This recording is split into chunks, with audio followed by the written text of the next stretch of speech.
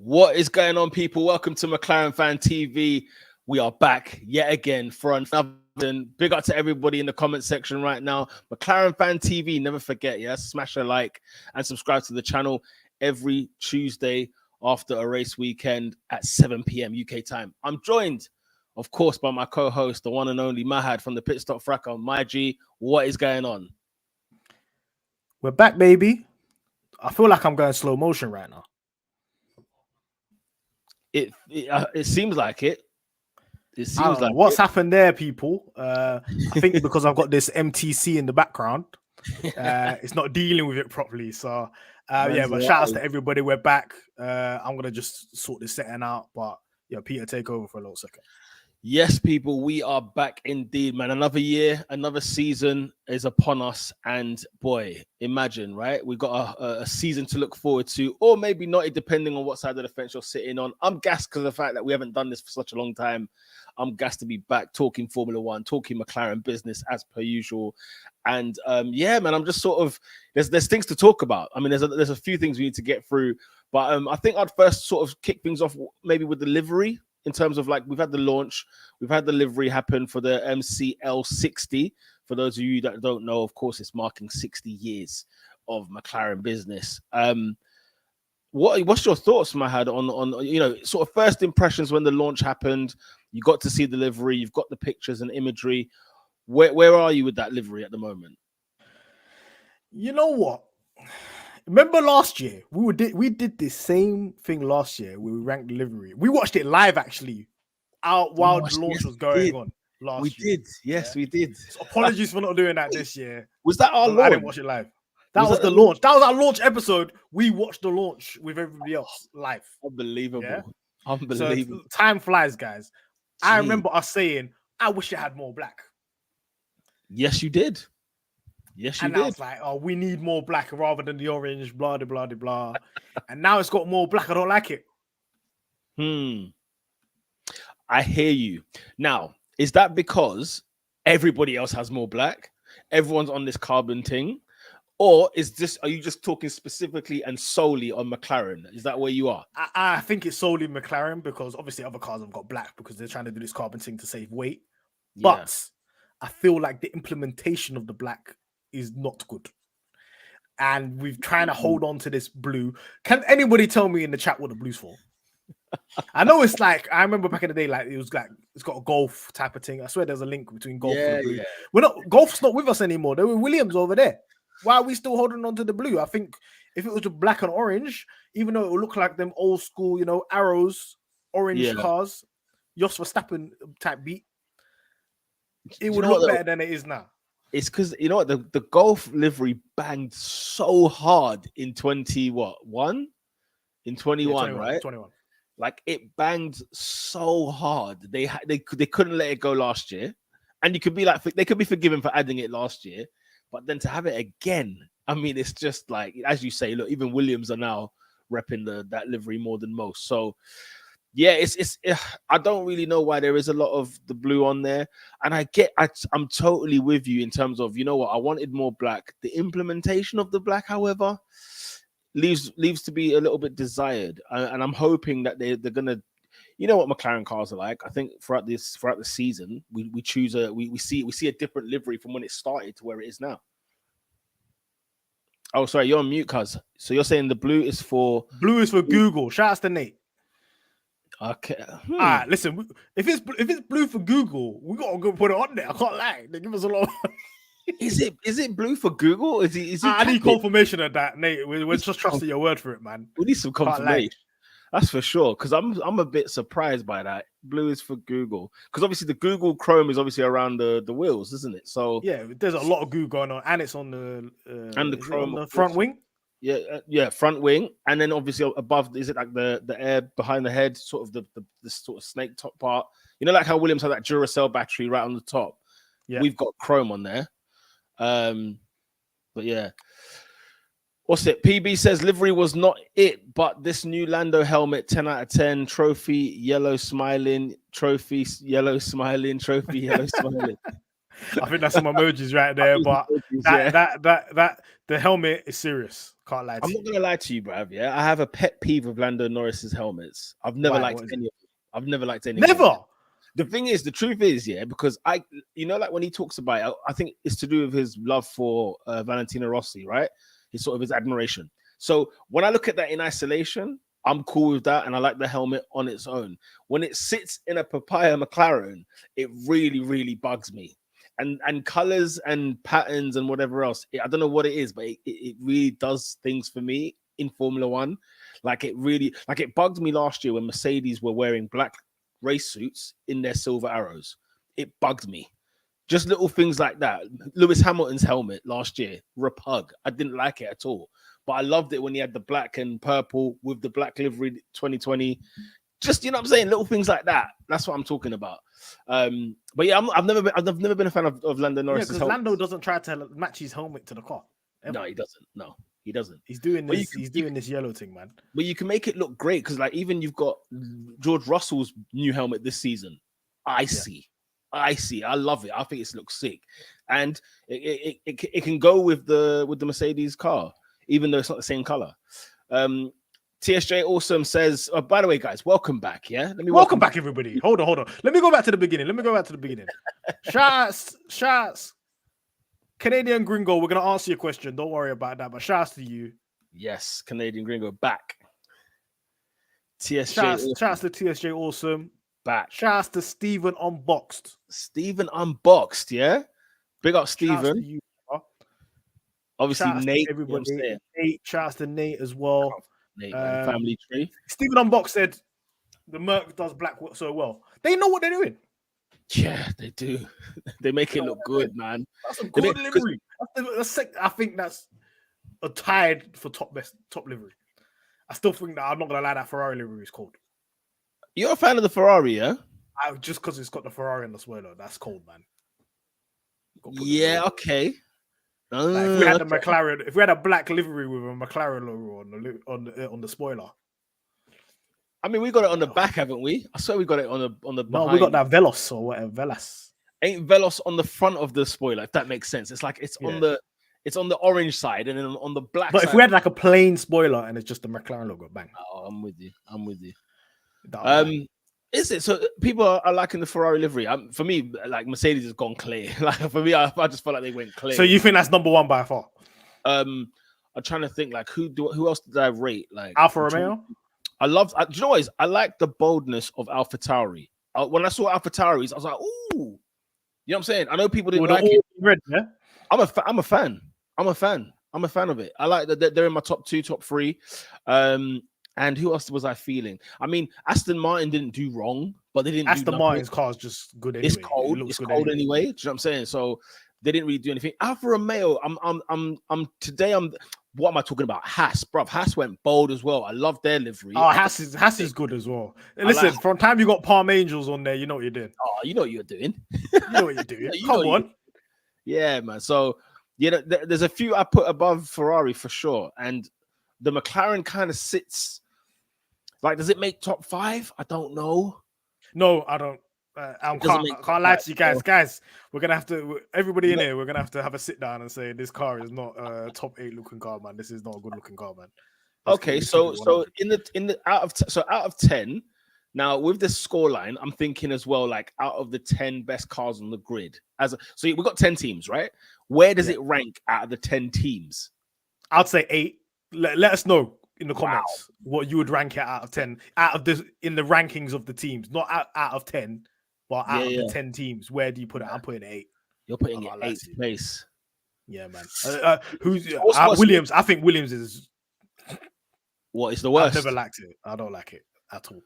Yeah. Do you know what though? I didn't mind Williams. When it came out, I didn't mind it. I didn't actually mind it because I feel like for everyone that's got black on their car, theirs actually looks like a car that's got a bit of color with it. I love the Duracell battery above the sort of the headrest. I love that whole thing. I thought that was kind of cool. I'm a fan of their colors in general. But what is a Williams to you though? Like that, it's funny over the summer. You know how I you feel told like me it's the dark blue. Rothman, Damon Hill, Jack Villeneuve. That's the blue, not the blue they got now. I don't like that tone of blue. I like it like a darker blue. You get what I'm saying? It's so weird. When I joined Formula One, yeah, so Villeneuve was champion, had won the championship. So That's that my Williams, first season too.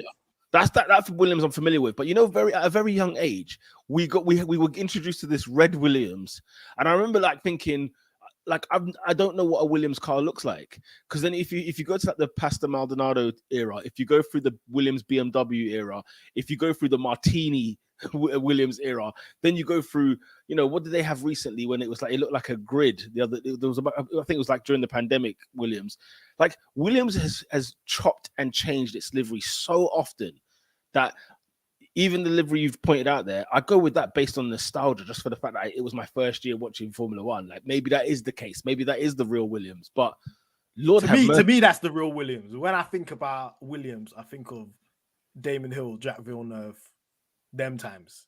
Right. Even before that, just earlier than that, you when you see the old pictures of like Prost and Senna, because I like everybody that was in the Williams before that, it was blue.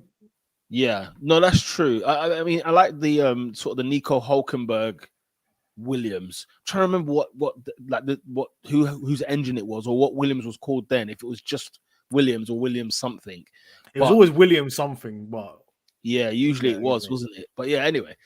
Shout out to Nate. So you're saying, oh, it's gone. It's a suggestion. Colors. The colors. I know. We just asked you guys out of 10. Yeah, so they're putting 7th. Yeah, Steven says 7. I think I lean towards 7 a bit more than 8, because I'm not impressed with Williams for sure. TSJ Awesome says 5th. So what's the bottom 3 then? What's the bottom 3 for you then? My bottom 3, I think. Let's see. So I'll be honest with you, man. Ferrari with no white is annoying to me. Nah, look, even PV said it's the better. Ferrari's better.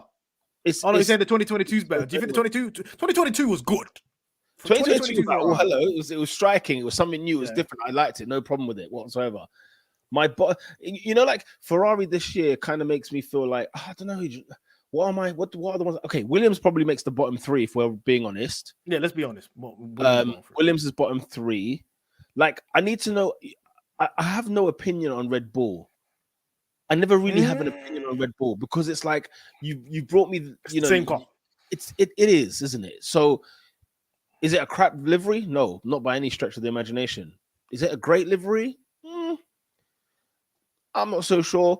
And also, who's the other team that's maybe fit? Like Alpine let me down. They let me down. It was last year's car with more carbon. I was gonna say, I think Williams and Alpine maybe, but I liked Alpine last year. That's what's the problem. That's the problem. You see what I'm saying? It's the carbon. Some teams can't be doing up carbon like Alpine. Stick to colors, man. For real. And let's leave the pink alone, okay? Yeah, like you ain't even got a French Grand Prix this year to be like, yeah, that's what we're gonna do. Move, man. Just leave the pink, okay? TJ say awesome. He's right. He's right, man. Mercedes for me is number 1. Number 2, I'll go Aston Martin. Number 3, I'll say Alpha Tauri, because I just like the boldness of it. I just like the fact that but Haas is in there as well. I'll swap Aston Martin with Haas because look at this. Look at this one by Alex. Let's see. Where are you with Romeo? I'm not sure. I think, you know what? I think our one is not better than Romeo. I think, but we're quite close. I didn't really like the Alfa Romeo like that. Do you know what? One day I liked it, the next day I didn't. Then the next day I thought, it's just not bad. Then the next day I didn't. I have a love-hate relationship with it. That's the truth of the matter. Like it, man. That's what it is. When you do that means you don't like it, man. In fact, you know what's so funny with Alex's thumbnail? What's it? Avatar. That's probably Lando Norris's best helmet. The basketball one. I'm not gonna lie. What's that from Miami, innit? Yeah, I ain't gonna lie. That's legit. Like, that looks lit. But I like his Halo helmet. That Halo helmet was sick. Oh, the Halo helmet was actually cold. I'm not gonna lie. Serious, it was good, man. What's Steven Unbox saying? Bro, they need to bring back a chrome. Listen. So they brought up something here that I was going to mention earlier. I've been watching season. You know how you told me that the season reviews are on YouTube? They're there, bro. I went back. When I tell you, I started in 2007 and I started watching year after year after year season review. And they do it. They're like 3 hours long in it. They're long. lovely. Some of them are 1 hour, some of them are 3 hours. Some of them I've watched like the BBC one or the ITV one where it's like Eddie Jordan's on smoke, like he's just on. He's on it. He's on it. And then there's some with I think Peter Windsor. Is that his name? Peter Windsor, yeah. Yeah. So like Peter Windsor's ones are like they're the 4 hour ones where they're the 4 hour. Some of them are like they're the official F1 ones. Yes. So like if you go on F1 TV and you go on the archives there, and sometimes it's on YouTube as well. Them ones are long. You're seeing press conferences for every race.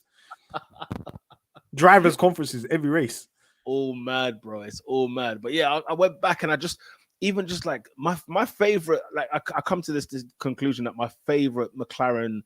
I mean, we got a video. We got to do a video on this in terms of McLaren liveries over the years, but like just that era of like 2011, 12, 13, that there, and even 14, just except the nose was repug.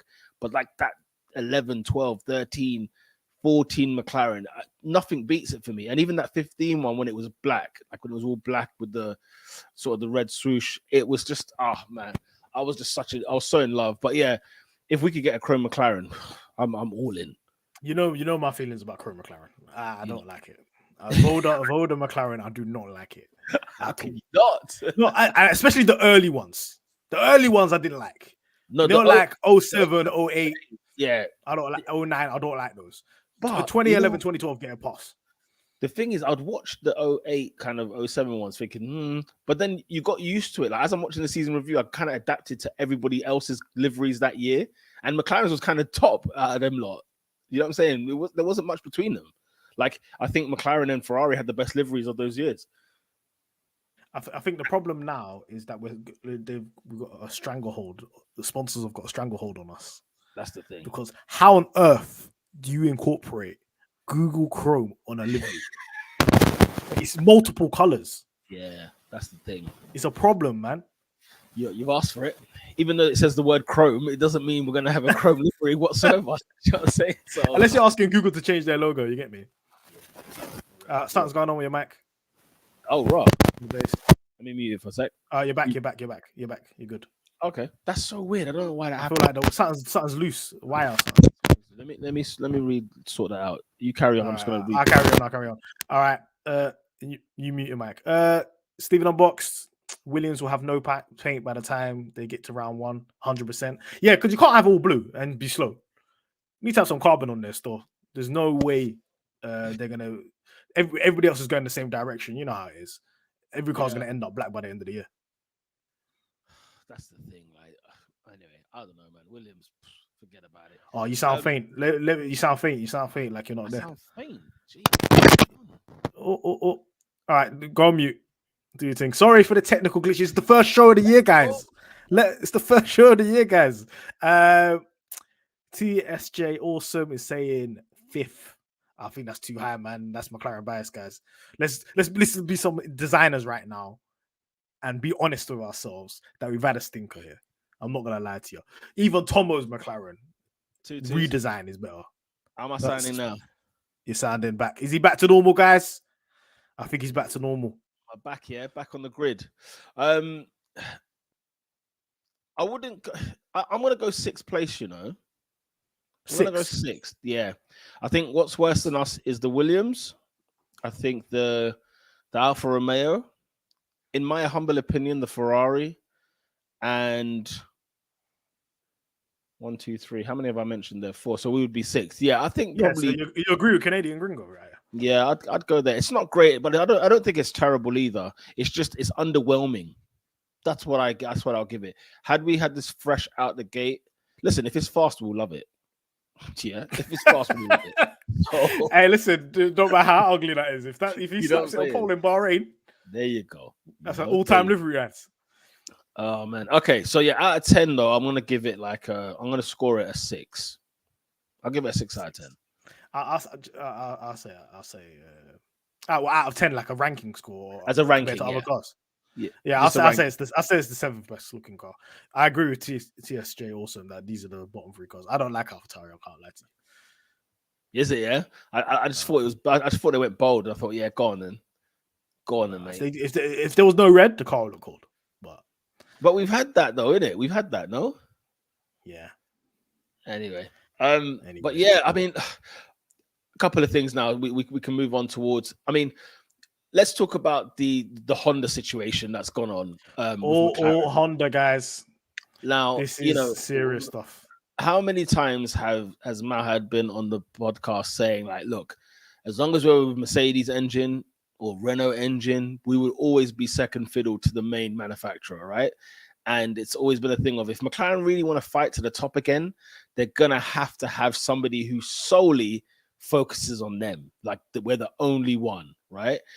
It turns out, obviously, with the news that broke with Ford joining Red Bull in 2026, it kind of left Honda a little bit like, I think people forgot about Honda altogether, because remember Honda was saying, oh, by the way, we've put our bid in for 2026, like we're gonna arrive, we're gonna be here, and everybody thought, it will be with Red Bull. But now that we've got the situation with Ford, and I know Ford ain't necessarily providing engines, are they, as such, with Red Bull? It's more so sponsorship, partnership to a degree, but I think the powertrains are still Red Bull / Honda of some description. I don't know, but there is room for a manufacturer to go ahead and say, hey, Honda, let's have a conversation. And it turns out, since the news from the Ford situation, apparently Honda were on the phone to a certain McLaren to relive some history, maybe good history, we hope. Not the latter that we had in 15, 16, and so on. Mahad, what was your thoughts when you heard the story talk about Honda and McLaren? What were your thoughts? Let me not lie, people. I was operating in Oracle settings. Like, I was seeing the future, because when they announced these are the 6 manufacturers interested in providing engines in 2026, and I saw Honda, but they already announced Red Bull for Ford, I said McLaren Honda. It has to be. It has to be. Because why would you commit to something, even though it's not 100%, right? They can still back out and stuff like that. But why would you commit to providing an engine without not having some sort of conversation with another team to be their provider of an engine? Because you can't put yourself on a list and say, I'm a provider of engine and have no customers. For sure. So clearly, they've had some internal conversations there. We spoke about how McLaren need to be an OEM to compete in this sport. Yeah. Ron Dennis has been saying it from way back that you cannot win as a customer team nowadays. That's not happening. Yeah. You need to have that deal in place. So obviously the situation was bad when we had Honda last time. That was just poor management on both sides. Ron wasn't dealing with that situation well. Honda wasn't dealing with that situation well. They weren't on the same page. We are now looking at a situation where Honda has new leadership. McLaren has new leadership. These are, people will think, these are existing relationships from the previous era. It's not. This is a Honda with a different outlook, and this is a McLaren with a different outlook. If it's a case where, what I think, okay, guys, this might be thinking a little bit out of the box right now, but what I think, is we're going to go to Honda Red Bull powertrains.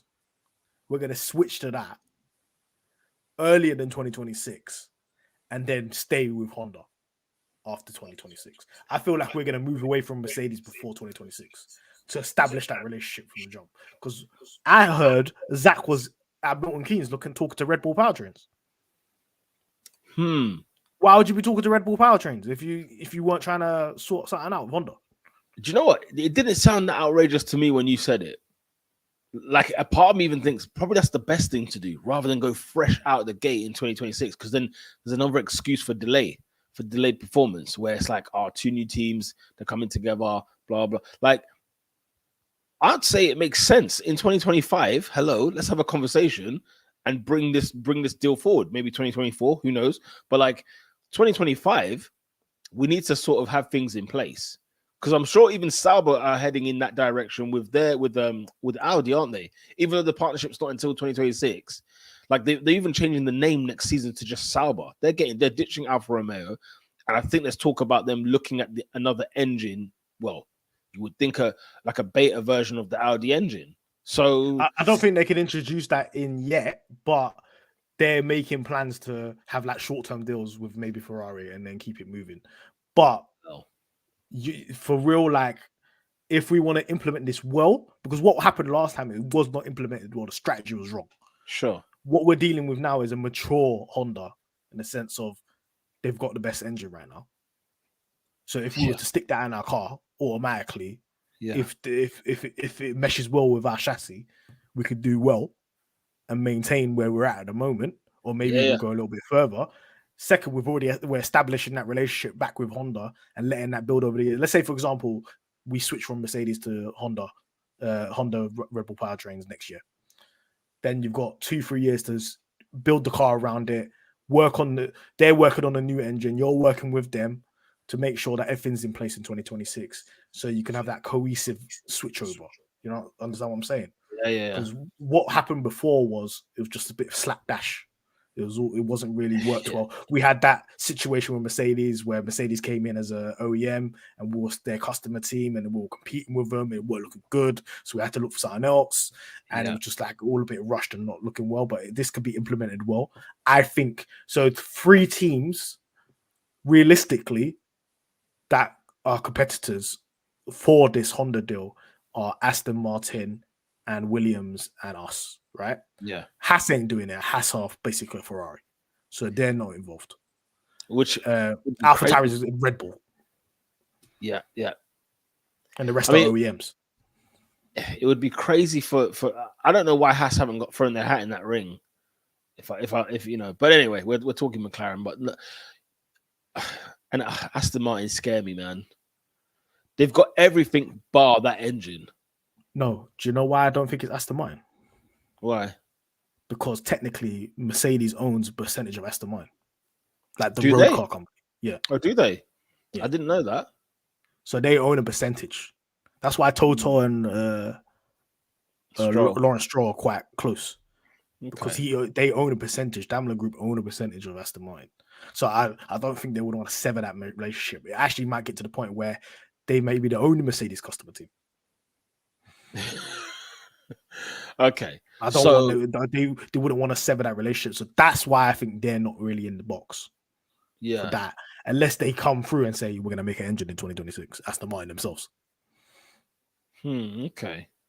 So you think it leaves an open goal, really? Because I mean, it's McLaren or Williams, right? And you're thinking, why would you go to Williams? You'd go to the team with the better infrastructure, right? Yeah. Williams down there, man. They're in the pits of hell. Yeah. You know, the amount of madness you got to do to make Williams good. Yeah, there's so much work. There's so much work to do, and then obviously losing Jos Capito, they've just added to that situation. Although they've got what's my man's name, the Mercedes brother. Forgot his name now. James Vowles, that's the one. You know, they got Vowles in there, but yeah, I mean, if you're Honda, listen, if we already know that Zach is talking, then listen, it can only spell good news. If there's one thing we know about Zach, he can negotiate and he can get deals over the line. We've got lots of comments about this. But shout out to Trevor. Let's get into it. You're late here, but you're here, brother. You're done, though. Let's have a look. McLaren Honda would be nice. I think it's needed. Definitely needed. Yeah. Am I scarred from the last term? Because when I think of McLaren Honda, I'm not as excited as I used to be. But is that just you're not thinking Senna Prost? I'm not thinking Senna Prost. I'm thinking GP2 engine. I'm thinking GP2 engine. But look at the engine now, though. That's the truth of the matter. Even if we moved for next year, 2024, we've got a good engine. It's not a bad engine. Yeah, they've learned their lessons from the past. I think, from what I understood as well, in the era just gone, they both didn't actually communicate to each other. So Honda dealt with the engine and thought, we'll deal with our situation. Ron Dennis dealt with the team and the car, and was like, yeah, it will all work itself out. We'll bring it together. Let's see what happens. And it was a disaster. So, like, how can it almost feels like, why did they even communicate to each other like that? How comes they felt like if you do your job, we do our job, it will just work? Do you know what it is? I've read a lot about this. I think it was very much McLaren were very much we're in win now mode. if you think about how much we invested in the beginning of the turbo hybrid era, we were spending as much money as Mercedes, Red Bull, and Ferrari. Yeah. So if we're spending as much money as them, and at that time we had the same infrastructure, we need to win now. But Honda was on a thing where let us develop, let's work on the engine. We need to work slowly, so on and so on. Which is why it worked very well when they went over to AlphaTauri. Yeah. Because Red Bull said, you put the engine in that car. Don't put it in our car yet. We'll stick with the Renault engine. You test it and do your testing over there for a year, and then come to us and give us an engine. You see what I'm saying? We didn't have a secondary team to do that with. Sure. Ron's like, we need to win today. Why are we ninth in the constructors? What's going on? For real. I mean, yeah. Look, so I think they're prepared now. They've got the thing in place. The problem is, can we deal with do we have the infrastructure to hold? Red Bull's got very good infrastructure. Do we have the infrastructure to do like half an engine being built in bloody Japan and half an engine being built in Woking? Yeah. Can we do that? Look, Stephen Unboxed, he's even mentioned here about car performance that and wind tunnel was scheduled for 2021. Where are we now? We're in 2023. Still not done. Yeah, man. Like, and that's the thing. We knew it was going to be pushed back, wasn't it? Because it was even meant to be like what, next year, and even then, it's like kind of like a on the ropes. We've got a wind tunnel later this year, so like Q3 or something, and then we got the simulator coming in the summer, I think, or just before the summer. Yeah, so man, let's just hope it's not a horror show in testing, because obviously testing's this Friday. So we're hoping for Thursday, bro, not Friday. Oh, is it Thursday? Look at me, Thursday, 6:50 a.m. UK time. Is it on TV? I think it's on Sky Sports. Yeah, boy. That's a Sky Go thing in the office. You know, there was there. Shout outs to TSJ. Awesome. You're right, man. Look, Honda were unprepared last time. 100% not the case. Look, listen. I don't think. Do you know what? It's not a bad marriage. I don't think it would be a bad marriage at all. I don't see why. Like, what would be the holdup? Would it be Honda playing hard with us? Do you know what I'm saying? Would it be them? I think it would be like the problem why the Audi deal don't go over the line for us. Yeah, in the summer was that Audi wanted a little bit more control. They wanted to maybe call it Audi McLaren, maybe like they wanted to be the headline, and McLaren's the afterthought. McLaren are not going to be an afterthought in any deal with Honda. They're going to have that same kind of relationship that they had with Red Bull and be like a. I like how that's how they like to play. I like that's how they like to play. They don't want to be in the headlines. You understand? Yeah. You understand what I'm saying? They don't want to be in the headlines, man. They don't. Like we called McLaren Mercedes or Mercedes McLaren? I can't remember now. No, it was always McLaren Mercedes. It was always McLaren Mercedes. Always. There was a little bit of power struggle there still. And once they had their own team, that's when issues started to arise. It started to arise. You're absolutely right. You're absolutely right.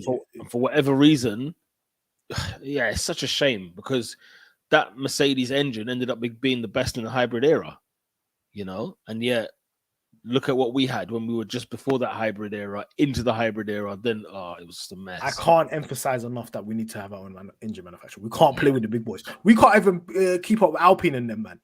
We need our own engine. There's no way. We need to have our own creative control of our own destiny. You know what I'm saying? Because an engine is a differentiator. Right now, let's say, for example, we get to Bahrain in, a week and a half. Yeah. And Alpine have patented the engine properly. They'll have the fastest car. No one can do nothing about it because nobody else has got an Alpine engine. Do you know what? That's such a great point.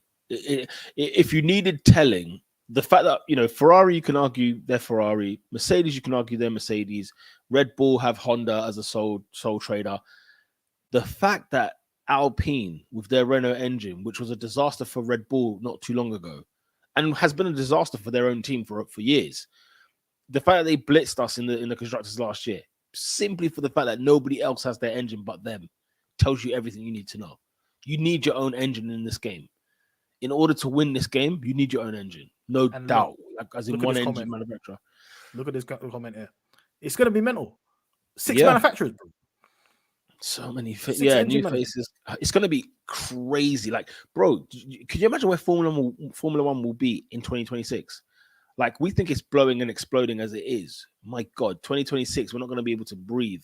It's going to be as popular as many other sports around the world. Like, it's going to be a joke, bro. It's going to be a joke. 6 engine manufacturers. We're talking possibly a 6-team battle for the title. That's if the all truth of them do what they're supposed to do, they're all in control of their own destiny in terms of producing a good car. We're looking at 2012 settings. The first 7 races. First 7 races, yeah. Different winners. I mean, or even, you know, was it 2012 or was it 2010 that had like the 4-way battle on the last day? 4 title man battle on the last day. I mean, it was really 2, but like there were still 2 people that could even be in it as well after them. 2010 was like that as well. Was it? Yeah, I think it was 2010. But look, speaking in terms of like you're saying it could be a 6-horse race. What do we think about it this year? What's McLaren's expectations for the season this season? 2023, you know, are we, you know, some of the, I don't know if you have watched the launch throughout and then saw Autosport's sort of interview with the team, as well as Stella. I almost called him Seidel. I need to get used to Stella. And what I was hearing a lot of was, you know, the aim is to reestablish 4th place again. At the, you know, basically at the least, we should be fighting for top 4. You know, it doesn't fill you necessarily with much vibes, and a lot of the news and talk from the launch seemed to be McLaren was down and Aston Martin was up, especially because the 2 launches were on the same day. So they were talking up the Aston Martin quite highly. They were talking McLaren in a sense of like, this is going to be a hard year. Where are you standing?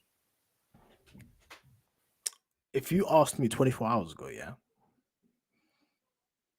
I would have been like, it's not looking good, bruv. Just going off what they're saying and stuff like that around the launch, people are like, oh, it's a development thing. We're not in the right place. We're not really particularly happy. I'm hearing rumors about just like the car not actually being there pace-wise compared to the rest of the midfield and Aston Martin and Alpine. And I was feeling quite pessimistic. I was thinking, oh, look, maybe it's good if we finish maybe 6, get some more wind tunnel time, let that 2024 car be elite and we can make a massive jump. Yeah. But I've seen the car today, limited time, and I'm getting gassed. I don't know why. This is what happens. I predicted them 6. The second I see the shakedown happening today, look at this comment by Alex. What are we cooking? Alex, shout out to Alex. Big up Alex. Listen, you're a Formula 1 fan, Mahad. That's number 1. Every start of a new season, us as fans, we are delusional. We are ready to go. We're expecting so much. We are gullible. We want to see everything, every nook and cranny. And then by the time we get to Miami, we're going to be fed up again. But this is the sport. This is how it is. So do you think we can fight for top 4? It's either going to be this year. We're either going to be, my language, a 2-pack of ass. We're going to be horrible. We're going to be like 6. We're going to be behind your Hasses. We're going to be, you know, them ones there. We're going to not be there at all, or we're going to be clear 4th. There's no in between. So where's Alpine in this conversation? Alpine have got poor management and 2 drivers that actually hate each other. Yeah, facts. I don't care how fast that car is. Oh, man, them men are trying to flop their own base. They don't like prosperity. They're a team that don't like prosperity. I mean, Pierre Gasly, Ocon, right? Fine, whatever. But my God, they can't even bring their same parents to the same track weekend. That's a red flag. I just hope it doesn't get as toxic over here at McLaren, because obviously we've got Canadian gringo here asking us this question here. Oh, I'll tell you what, right? By the way, you see Oscar Piastri? Oh, he's like my child already, man. I've taken him in. You love him already. I saw a couple interviews, couple McLaren footage, bro, shaking Zach Zandon at MTC. Is that I'm in. When they gave him the phone, they gave him the keys, they gave him the iPad. I said, yeah, man, get yourself in there. Obviously, you know how it is. You back your own team, man. You just back your drivers. And I'm almost certain now he's going to do better than Danny Rick. Like, I'm almost certain of it. I'm 100% certain. And the thing is, you can clip this. Somebody's going to clip this, when he has an absolute stinker and say, look what you guys were saying in February. I don't care. You're gonna The do thing better is, than Danny Rick. I the don't care. funny thing is, yeah, it's the fact that he even come with this talk like, yeah, good to be here at McLaren, 60th year, historic year.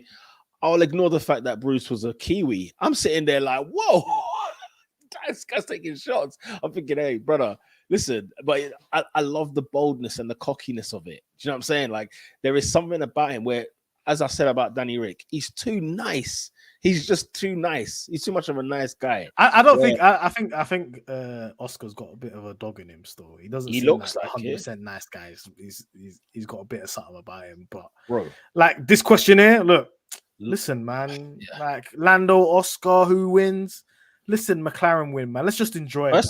First of all, yeah, I don't give a damn who wins first. Right? Let's be very, very clear. I want one of them winning first, but of course. But I think it will be Lando Norris. I think this year he's the leader for the first time, isn't he? This season, when you really think about it. Yeah, Yeah, number one driver. you know what I'm saying. So I big up Spike, man. Always commenting as well. Shout every out single time. Spike, man. Big up yourself, man. Thank you very much for joining us. I'm gonna go Lando Norris. Easy answer. Yeah, I'm saying Lando Norris. It's time, man. That's the only thing that I feel like this season is gonna be like, you know, last season we had the low of Bahrain and we had the high of Imola, right? Yes. And the rest was just mediocre, just like Meaty. in the middle. Just Mediocre. I didn't feel good about it. I didn't feel bad about it. I was just in the middle, yeah? This season is gonna be the highs of highs, and it's gonna be the lows of lows. Where there's gonna be no in between. Bro. That's what I think. That's that McLaren Kevin Magnussen debut. You know what I'm saying? The Jensen and Magnussen podium that we didn't get. That's honestly, I feel like Bahrain this year might be like spicy. I don't think it's going to be straightforward. I don't know why. I just have that funny feeling that it's going to be quite a spicy season. Everyone's got their foot under the table now after the first year. We'll see, man. We'll see. Stephen on box, shout out to you. I reckon the way McLaren are talking, we could slip back again by an Alpine and maybe Aston. Do you know what? One thing, yeah. Maybe I'm an old head when it comes to Formula One, yeah. But who believes when teams say the car is bad? And who believes when teams say their car is good? So Aston Martin's gassing it. McLaren are saying we ain't really got nothing. Yeah. So. And from my experience in Formula One, the team that says they ain't got nothing, they're sandbagging. And the team that says they're gonna be up there are dead. You know, that's just my experience in Formula One. I agree. This is like 20 years. I agree with you. Because how often did Lewis Hamilton say, man, he doesn't know if the car's gonna show up, doesn't even know if it's gonna turn up, and then my man wins the title with 300 points in the bag. You know, like there's definitely the fact that the way Aston Martin are talking, they're giving me that Ferrari last year vibe a little bit, where everyone gassed them and it was like, yep, it's their title to lose. And you saw what we saw. Do you know who the team that isn't gassing? Ironically, Ferrari. Ferrari isn't gassing this year, are they? Well, Fred Vasseur is not having any of that, is he? Will he have any of that talk? No, but I feel like last year the gas was all Ferrari, and then obviously Bahrain, they turned up and everything like that. I don't think they're gassing as much, but I feel like they're the ones that will turn up. Do you think so? Yeah. So they're obviously new leadership and that. But what we do in here, look, there's an entire duct which is poorly hidden. We're blurring parts, bro. So clearly we've done something different. Oh man. Oh, that's interesting. Well, look, everyone's going to rock up to Bahrain with different bits and new things going on. So I don't even know why we even put videos out early doors before we've even got to Bahrain for people to start clocking. You know, if Alex is clocking certain things on the video, like how much more the engineers of other teams and stuff like that. So yeah, it's a risk. It's a risk. It's scary, man. It's scary. Yeah, Danny Rick was washed, mate. F2, F3 is back. We love that. Yeah. Looking good, bruv. I don't think we'll get victory. I hope, man. You're supposed to have hope, though. You get me? Yeah, why else am I here? Like, you're going to ask me every year from 2012 if we're going to get a victory. You would have been right about 90% of the time. You get me? I don't even think that's a crazy shout, but you got to have hope out here. You gotta have hope, man. There's Listen, certain races where I've seen bloody Ocon win a race. I've seen Gasly win a race. real. So anything can bloody happen. Half the thing grid is, get taken out. it's unfortunately we ain't got no Sochi this year to rely on. That's still that's kind of peak still. Look at this. Look, shout out to Nate, but it says I bet McLaren and your team win 0 races. Sorry, lads, bro. The odds are going to be horrible in the bookies. You ain't making horrible odds. You're not making no money. That's not even a bet. You know. But guess what? If we bet that McLaren are going to win, we'll make some money. You get me? I'm serious though. There's got to be something's going on there. Yeah, Mercedes are famous for every year. I remember W11 year. Oh yeah, I don't know. You know. Yeah. Good than that. Don't know where we're gonna be. It's bloody W11. You know, the W11 was outrageous. That was just an outrageous year, man. I was getting sick and tired of Lewis talking about how he's not sure how tough it's gonna be this week. Like honestly, and he would just flatten everyone on site. Flatten. Anyway, I don't know. Do you know what? Look, again, Spike. Again, Nate. Come on. Get out of here, man. Get out of here. What are we saying about Fred Vasseur? Nothing at the moment. Nothing at the moment. Yet? No, because I don't think the team principal was the problem at Ferrari. Do you know what I'm saying? That's just my opinion. I don't think that was the problem. How much have they changed in the behind the scenes is what I'd like to know. If they've done a lot more work in that area, then there's a chance for them. If this is just Ferrari with a new team principal and that's all that's changed, see you later. See you later, mate. He won't be here for long. So, you know, and it's not even like they got some ties with this guy. This guy's French. They can kick him out as soon as they want. Do you know what I mean? They can do whatever they want to. But yeah, but could it be like a little Jean Todt thing? That's what they're trying to do. They're trying to do a Jean Todt. You know what I'm saying? That's exactly what they're trying to do. But let's see if it works out. If they listen to him, he might have some tricks up his sleeve. However, let's look at his record at Alfa Romeo. Nothing to talk about. Absolutely middle of the road. Since BMW Sauber, they've had nothing to talk about. What makes them relevant is the fact that their cars look good. That's about it. And they had Leclerc. And they had Charles, exactly. So, you know, there you are. Now, if you've got the partnership of Charles and Vasseur, maybe that could, you know, but can they dare, you know? It cooked last time, that combination. But can they put Sainz to one side? He'll put Sainz is number 2 driver right now, man. He knows already. It's peak. I've got a video coming out in a few weeks. It's to do with the 9 things Vasseur has to do in order to be successful at Ferrari. One of them is to sign that new contract with Charles Leclerc, and the other is to frigging pick a number 1 driver and just go with it. Once you see the title going, once you see the point system going a certain way, don't waste time. Yeah, because too often Ferrari acted like they had 2 number 1 drivers. It's ridiculous. Shout out to Alex. We got Alex. This time we can break, man. Remember testing last year? Oh Lord! We had Daniel with COVID. We had Lando doing 1 million laps with no brakes. Listen, it has to be better than last year. I'm sorry, guys. I'm sorry, guys, in the chat. It has to be better than last year. No, Bahrain last year was a disaster. Like we were scared. It was scary hours because those post-race interviews, they didn't realize this could happen. It was like, wait, what's going on? What have we done wrong? So I like the fact that we've done our testing. You know, our testing day, shooting day. Yeah. I like the fact that we've done it in Bahrain, our home track. Yeah. And we've done it right before testing, so we can get a little bit extra. You know, a little bit extra because that Silverstone sprint last year. Yeah. Do you know what I mean? All these men are sharing Silverstone, man, like a bottle in the club. we got Bahrain. The only person we're sharing with is Haas. That's it. Get me? The only way is up, man. Let's get through these last comments. Yeah. All right. Shouts to you, Spike. We need that. Actually, hope Lando gets his first. Yeah, exactly. Positivity, man. Let's bring it in, man. We got to fester this stuff. You know what I mean? McLaren people, we've got to bring it up for our drivers, man. Nate says, I fear it's a 2-team championship again. It's not looking good, Brev. I don't know. I'm swinging in the 3rd, man. Unless he's saying, yeah, of course, bruv. Listen, I think Mercedes is sandbagging, you know. Yeah, bro. You can't turn up with a livery like that and expect them to be P3 in the constructors. No way. No way. I'm telling you right Toto's now. trying to come with a negative talk, like, I don't know. I'm telling you right now, We've bro. got a plan B, another type of a car. You heard it here first. Mercedes win the constructors title this season. Mercedes win the constructors title this season. Simple as that. You said that last year, though. No, you said they'll finish above Ferrari. Yeah, that and they nearly did though.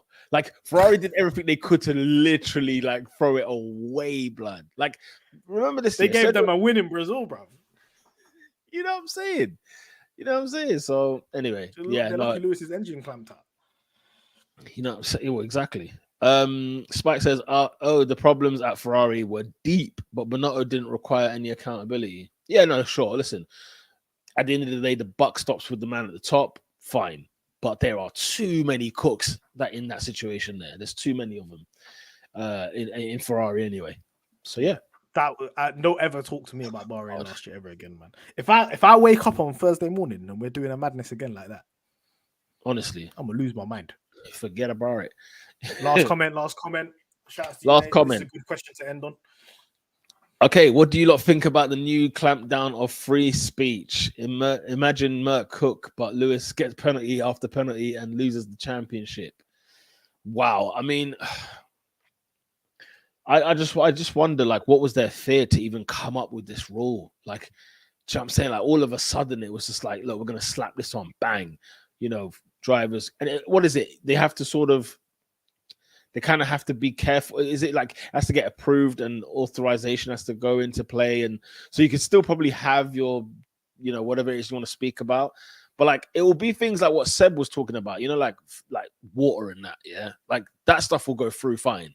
It's the more so the equality, diversity, that's where it's going to clamp down. And don't get me wrong, right? Now, who runs the FIA? Where's this country? What country is this my man from? Bin Salam. He's from the UAE. UAE, right? Now let's look at it like this, right? Let's say his political or religious beliefs, right? In many cases, is that homosexuality for him, it's a bit tight because of what can happen. So is he gonna allow somebody under his jurisdiction to stand up and be like, yo, LGBTQ plus and whatever else, like, yeah, we're running that, we support that. Like, you're asking a guy to sort of put down a lot of his beliefs to one side in order for everybody else to stand up. And the thing is of course, how far does it go? How far do we take it? I know Norris said something like, drivers should be allowed to have free speech, but they shouldn't be allowed to say anything, which I think was a very kind of good point. Cause it's like, you don't want to lose. Like I'm here, guys, I'm not going to lie. Let me not beat around the bush. Yeah. On a Simon Jordan thing. I'm here for the Formula One, blood. I'm not here for anything else. I'm here to watch Formula One. I love my sport. If I see people talking, trying to do good and whatnot, I've got nothing against it whatsoever. But when that becomes the primary focus over the sport, I'm just like, look, let me go. If I want to talk about those kind of things, I'll go watch that side of things. I'll go watch that channel or I'll watch that, topic of conversation. It's a shame, but do I understand it? Yeah, I get it to a degree. If you're just trying to keep the sport. Yeah, do you know what? Yeah, I feel like whenever you hear the wording, we're banning free speech, you start to think, oh, yeah, man are getting thrown in the gulag. You can't do anything. You can't say anything like that, whatever. I think it goes both ways, because if you're inciting hate speech or anything like that, should you have free speech, right? If you're saying, oh, these people shouldn't exist, or you're saying some racist stuff or stuff like that, should that free speech be allowed? No, obviously free speech can mean both ways. It can be bad, it can be good, and so on. But I just think it's ridiculous. I just let these drivers speak. One thing this sport needs is drivers be able to be seen as not just only drivers, to have their personality out there, and part of that is their belief and their ability to have freedom of speech. So yeah, somebody else might not identify with what, for example, Hamilton says, but somebody else will, and they'll be inspired to maybe watch the sport more, and you're getting more people in. You understand what I'm saying?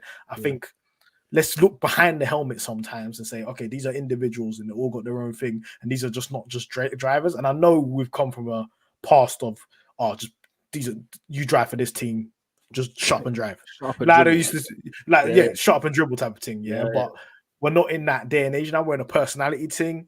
These Yeah. people have got actually human beings, let alone just sports people. So I feel like let them say what they want, obviously within reason. Yeah. But to actually have measures in place saying, "Oh, I can't speak about, I don't know, for example, abandoned dogs being abused in the street, or the environment, or animal welfare, all that kind of stuff." You should be able to say what you want about that, of course. Yeah. I don't think the F1 should have jurisdiction on that. F1 could edit that stuff out if they want to, because they're in control of what gets broadcast. You know what I'm saying? True. And there is a whole thing of respecting people's cultural beliefs. Like if you go to a place and they believe in a certain thing and you don't believe in that certain thing, are you going to impose your beliefs on them? That's a problem as well. And that's something that F1 has to deal with. And F1 have already put themselves in a precarious place, because they race in places that shouldn't really be racing there. You know what I'm saying? There's some places are active at war. There's some places that are unsafe for fans to go to, yet you're racing there. You know what I'm saying? So F1's got they've got a balance problem in terms of looking at their morality, their ethics, and the driver's morality and ethics, and trying to find that balance to not only deal with the environment that we're in at the moment in terms of being politically correct and the cancel culture and everything like that, but just making the sport enjoyable at the same time, and just trying to find that balance. So it's a difficult situation still, but yeah, it's a great question, Nate. We've got one more question, and this is the last one, and we're logging off, guys.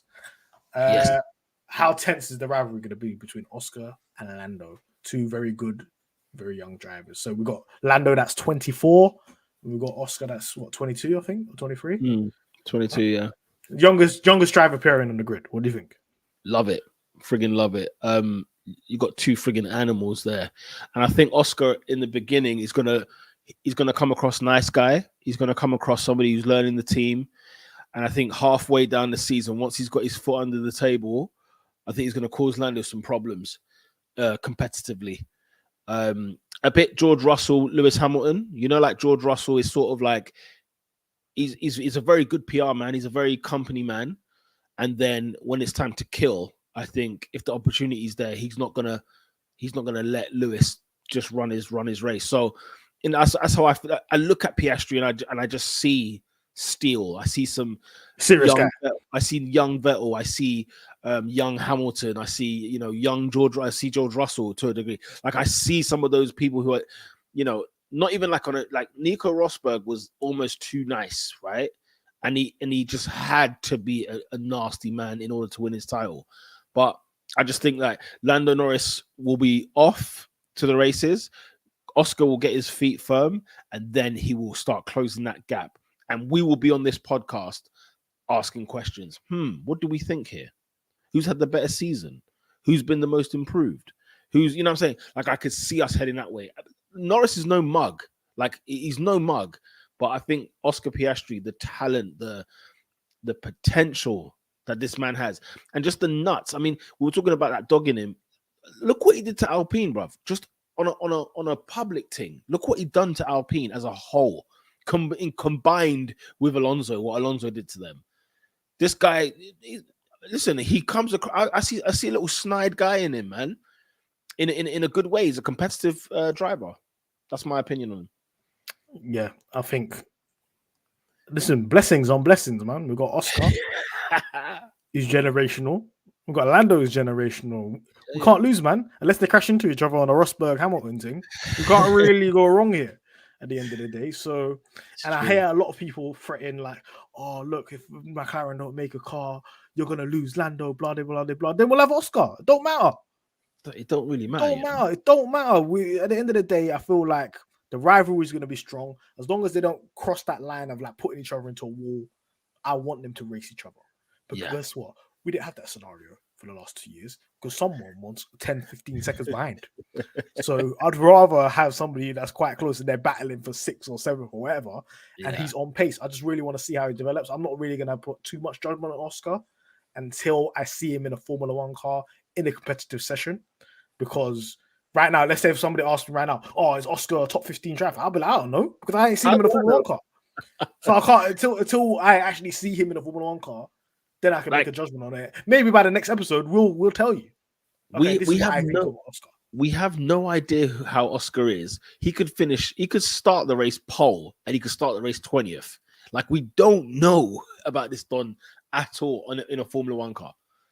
You know, so I just saw a clip of Lando Norris, and he said it feels like a Formula 1 car when he's driving the car. It's good to be like, it feels like a Formula 1 car. So that means last year didn't feel like a Formula 1 car.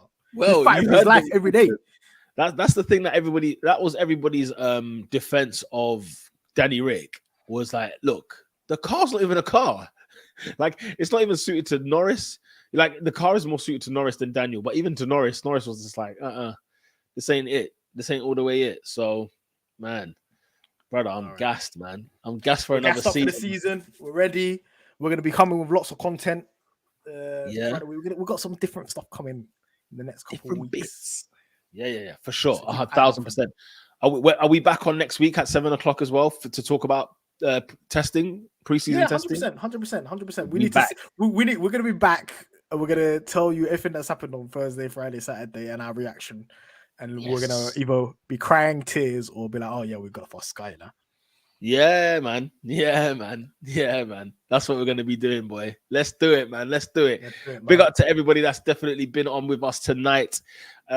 Tuesday, next week, 7 p.m. UK time. Nate says, well said, lads. Oh, okay, yeah. Well said, lads, but the push for diversity should never be silenced. 100%. The Middle East point of view on things are covered by the dollar. It's a shame, but cash is king. And then was it Alex that said GP2 engine? No more GP2 engines, man. You get me? No more, Alex. And yes, big up to Jay. Awesome. We'll see you next week, 7:00. Until then, people, lights out. McLaren Fan TV, we're back. We're back, baby.